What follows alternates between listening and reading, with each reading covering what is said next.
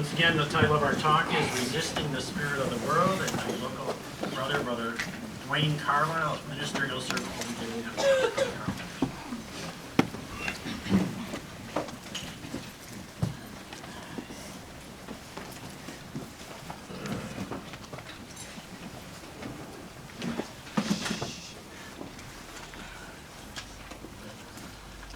Resisting. When you think of the word resisting, what comes to mind? When you're resisting something, what comes to your mind? Well, for me, the first thing that comes to my mind is soda and sweet potato pie. That's the first two things that come to my mind. Even though I know what things those particular items can do to my body, the sugar intake, it can have harmful effects, but I still love it. It knows me by name, it calls me. But how do you resist it? Now, I remember, couldn't have been more than maybe 6 or 7 years old. My mother knows this story probably better than I. She could probably tell you this a little bit better. It's about 6 or 7 years old. I was getting ready for school one morning. So up in my bedroom, I have one older brother and one younger brother. Come downstairs into the kitchen, look over on the counter, and I see some lifesavers. Love, especially the red ones, love lifesavers. So before I knew it, I ran over to the counter, I grabbed the lifesavers and I put them in my pocket. Now I didn't put it in the deep pocket, not the pocket that you put your keys in, your change. I put it in that little bitty small pocket. You know why did they make that? That little bitty small pocket that goes above the pocket, that little small one. Put the lifesavers in there. My mom comes into the kitchen. There's two things I didn't know. First thing I didn't know is that my mother saw the lifesavers in the pocket already. That's the first thing I didn't know. The second thing I didn't know is that the lifesavers, the lifesavers was mine. She had already given some to my older brother and my younger brother. So I took my own lifesavers first. So she says to me, Duane, have you seen those lifesavers that was on that counter over there?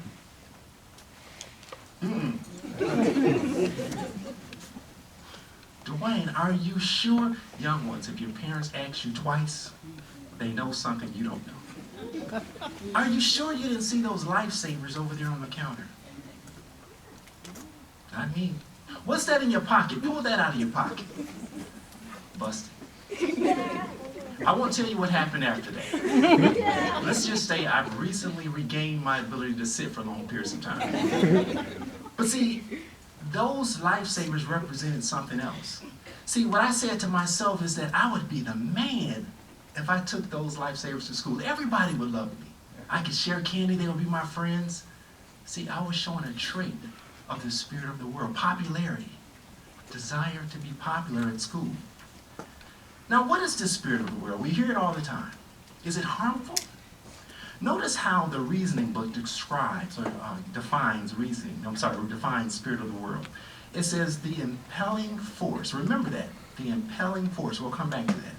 The impelling force that influences human society made up of those who are not servants of Jehovah God, causing such people to say and do things according to a certain characteristic, certain basic attitudes or ways of doing things, and aims in life that are common to this present system of things. That's how it describes the spirit of the world. A few years ago, my wife and I, we took the kids down to Orlando. There's a man-made wave beach, a wave pool down there in the Orlando area. What we did is we left the kids, they were younger at that time, we left them up close to the sand there down toward the beach. My wife and I, we kind of waded out into the water, about halfway, maybe a little further than halfway. Once we got out there, we heard this whoop whoop sound. It was a suction noise. It would create a wave. It was a big wall ahead of us. And then a wave would progress all the way back to the shore. So we got out there about halfway. We heard the whoop whoop sound. Here comes the wave. So I turned to my wife, I says, when the wave gets here, I'm gonna dive under the water and try to hold my ground under the water so that it won't wipe me away.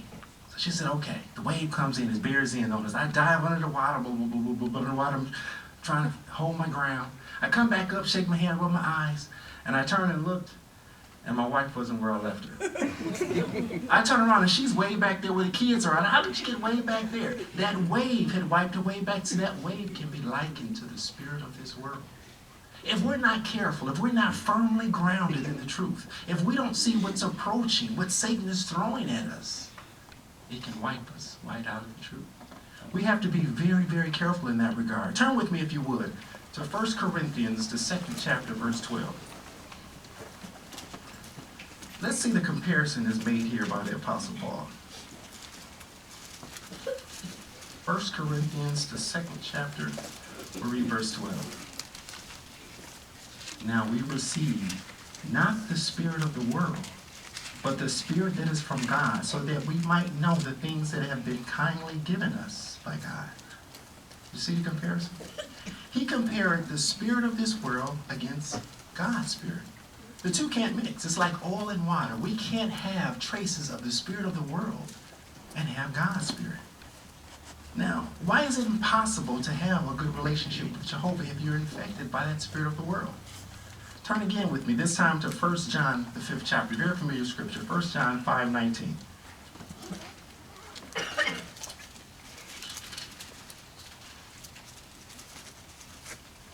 1 John 5:19, we read there, we know that we originate with God, but the whole world is lying in the power of the wicked one. Satan is controlling this whole world. It's his. It's governed by him. It's controlled by him. Every aspect of it. Those who want to be worshipers of Jehovah have to resist this spirit, and of course they can lead into our heart. Satan is very good at using these elements of the world. Anything you're good at, he's so much better at this than you are. Satan is excellent at using these things, the spirit of the world. Did you know, let me ask you a question. Did you know that Satan has a scouting report on you? That he has one on me? Some of the friends are looking like, what is a scouting report? A scouting report is a detailed summary, a detailed report on the opposing team's players. See, that report details their strengths, the things that they do really well, that they perform well at. But more importantly, it details the things that they are weak at. Their vulnerabilities, their tendencies. It does that for each and every player on the opposing team. The more of a threat you are to the opposing team, the more detailed that report is. What's the goal of the report? The goal of the report is to use your weaknesses against you so that the opposite team can win the game. That's the whole goal of the report. Now let me ask you, what's on your scouting report? Do you think Satan is going to think that we're a person that needs to resist the spirit of the world from the things that he's showing us or doing to us? We're just as much of a threat to him as we are to another team. But see, Satan is not trying to win a ball game. He's trying to win the battle for our life. He doesn't want to win a football game. That's not his goal. See, we have to make sure that we're not allowing Satan to use these things against us and causing us to break our integrity to him. See, Satan uses another area that we have to be very careful of as well. He uses the religious part of this world, known as Babylon the Great, to confuse mankind. In Revelations 18:22-4, it tells us about doctrines such as hellfire and the Trinity teaching, that these things are based in false religion. These beliefs are so instilled in mankind that they get upset at the very mention that they're not scriptural. Why? Why do people get upset when you talk to them at the door? Maybe you've talked to someone as a householder about the Trinity teaching. Have you seen how upset they get sometimes when you try to use the Bible to show that's not a true teaching? Why is that? Turn with me now to 2 Corinthians, the 4th chapter.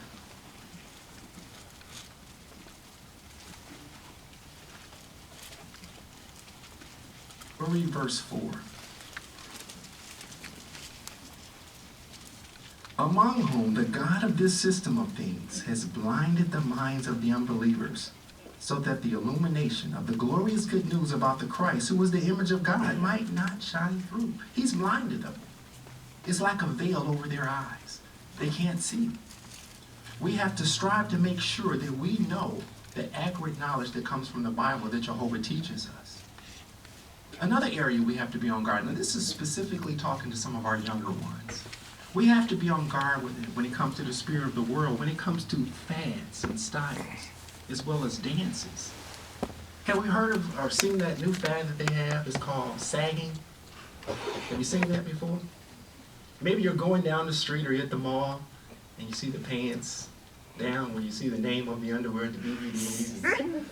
Have you seen that? I think the younger generation has lost the concept of what a belt is for. They think it should be tightening their knees instead of around their waist, holding it. That's where the pants are really hanging too. Now, as young ones, of course, we want to make sure that we're not following that trend. Do we find ourselves getting off the bus, going to school, tugging on our pants, pulling it down a little bit, just so that we don't get ridiculed at school or talked about? We find ourselves doing that. Be careful. Be careful. What about some of our young sisters? Do we fall into that trap of taking selfies? And some of those selfies are a little provocative. Maybe showing a little bit more skin, clothes are a little bit too tight, and you put it on the social media sites. We have to be very careful because that can speak to another trait. Talking again about the spirit of the world. We have to be very, very careful in that regard as well. Again, something else that Satan uses that we're all prone to is this greedy commercial system, big business. It tries to develop a spirit of materialism in our heart. See, this world wants you to believe that the more money you have, the more things that you possess, the happier you're going to be. It says it on the news. It says in books that we read, television shows. The more money you have, you're going to be that much more happy. Is that true? Not long ago, maybe 2 or 3 months ago, a very well-known actor, comedian, committed suicide. He struggled with depression for many years. At the time of his death, it was estimated that he was worth $130 million. Did it make him happy? Did worldly riches make him happy? No, it didn't. Money does not equate happiness. So we have to be careful in that regard. Because a few weeks ago, one of my sons, we were in the car, he says, "Dad, I want to be rich when I grow up." Because we know what that means. If you're striving after worldly riches, what are you not striving after? So we have to be very careful as well as teaching our young ones the same exact thing. Another thing that we have to be on guard that Satan uses pervasively is sexual immorality and uncleanness. It's very, very pervasive in the world we live in. Maybe you can turn with me to Romans, the 12th chapter, verse 2. Romans 12:2.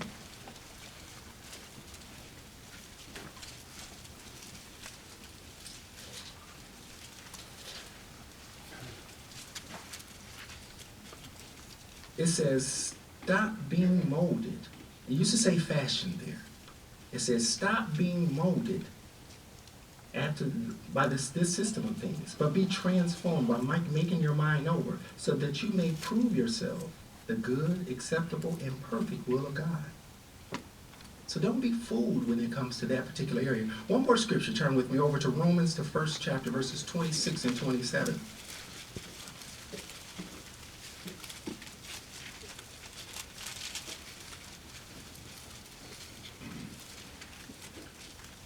Romans 1, 26, 27. Let's see how Jehovah views or what he does when that sexual desire is unclean.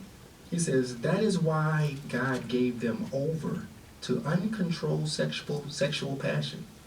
For their females changed the natural use of themselves into one contrary to nature. Likewise, also the males left the natural use of the female and became violently inflamed in their lust toward one another. Males with males, working what is obscene and receiving in themselves the full penalty which is due for their error. Jehovah gave them over because of those unclean sexual appetites. Now, speaking about heterosexual sex between men and a woman, a poll was done. It says, a recent poll was done on unmarried adults between 18 and 25 years of age as to whether there was anything wrong with premarital sex. 89% of the individuals polled felt that there was nothing wrong with having sex before marriage. Many of them felt that it was necessary. How would you know if you're compatible with this mate unless I have sex with him before marriage? That's the thinking that Satan has tried to instill in mankind. We cannot be swayed in that area. A few years ago, a couple years or so ago, it was a well-known TV sitcom. It was a reality show. A very well-known actor was on this show. And He spoke out against homosexuality. He said it was unclean. He said it's not something that he tolerates, that he likes, and it's not something God likes. You know what the reaction was? They took him off the show. They kicked him off the show because he had spoke against homosexuality. It was such an outcry. They told him that he had to water down his comments or he wouldn't be able to get back on the show. Is Satan doing his job? Yes, he's very, very good at using the spirit of the world. See, in order to break free from this spirit of the world, it requires us to reflect God's spirit and reflect his righteous ways. So in order to do that, we have to be on guard in these 6 areas. The first is doing what we want to do without regard for God's will. The me first attitude, whatever makes me happy, living for the weekend. We have to be very careful there. Reacting to situations on the basis of pride. 3, manifesting a rebellious attitude toward authority. 4, giving free rein to the desires of the fallen flesh. In the Atlanta area, we see that a lot. If you go downtown, you see a lot of fallen flesh down there.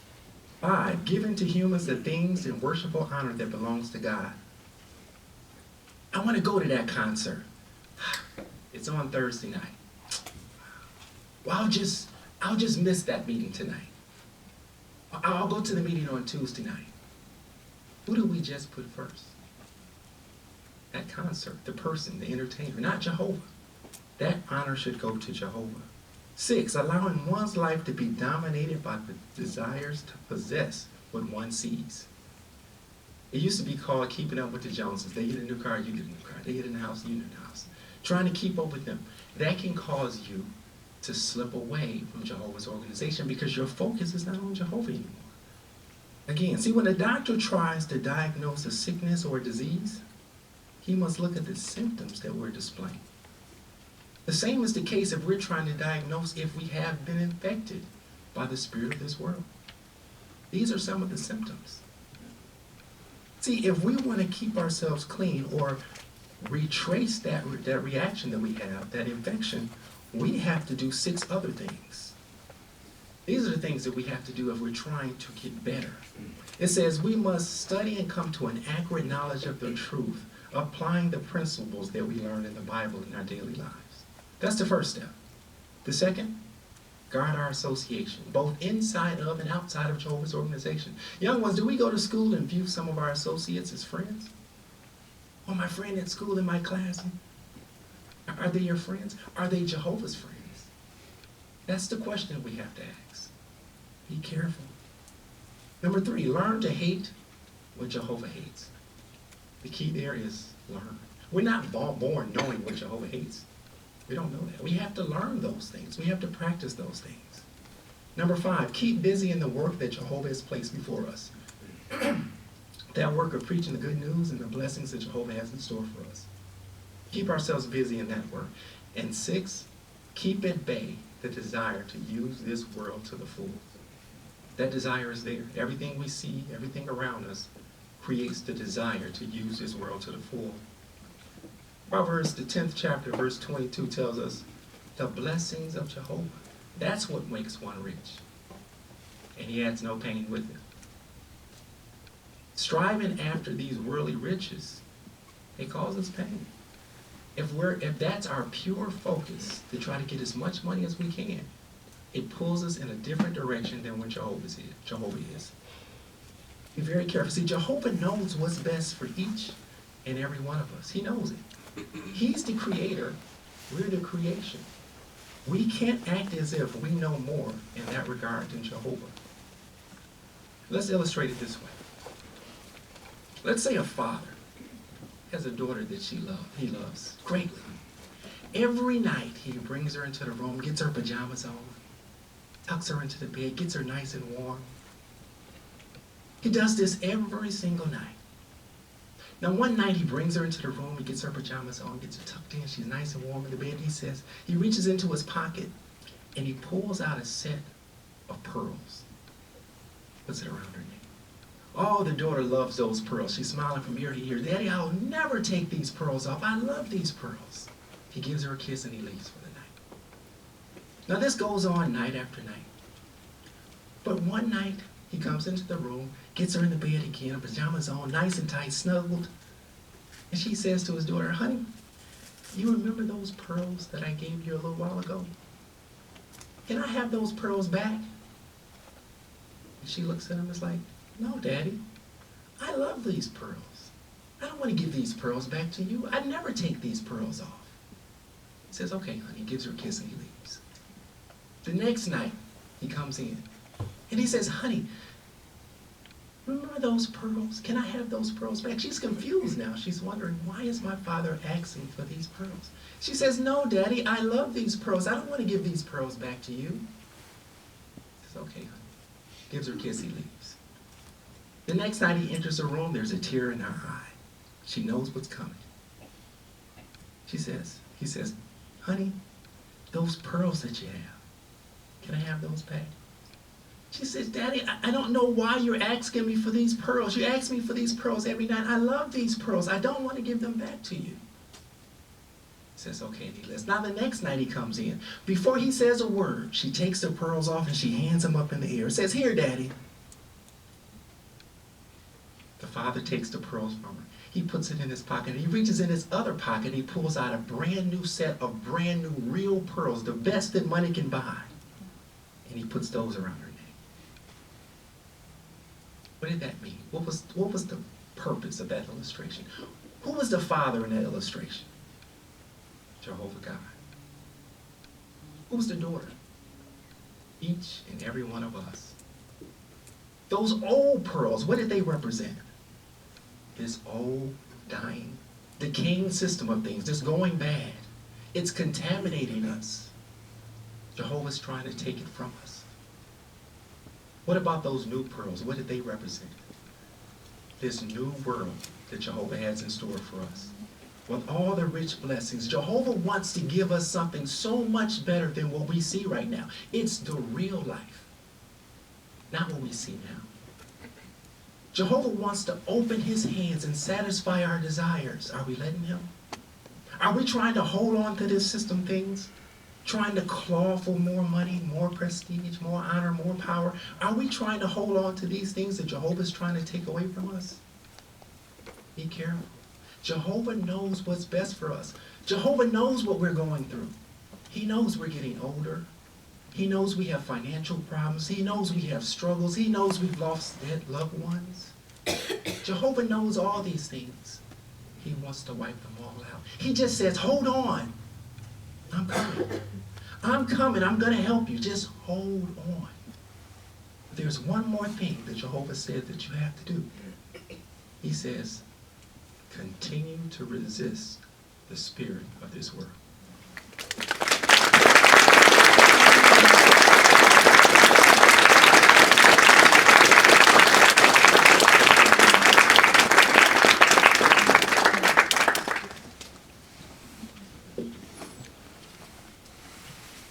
Thank you, Brother Carlisle. All in attendance truly appreciate the information about resisting the spirit of the world and the things that we each individually need to do. I wanted to remind the congregation that we will not be meeting next Sunday at 1 o'clock, but we'll be meeting at 3 o'clock for our branch meeting.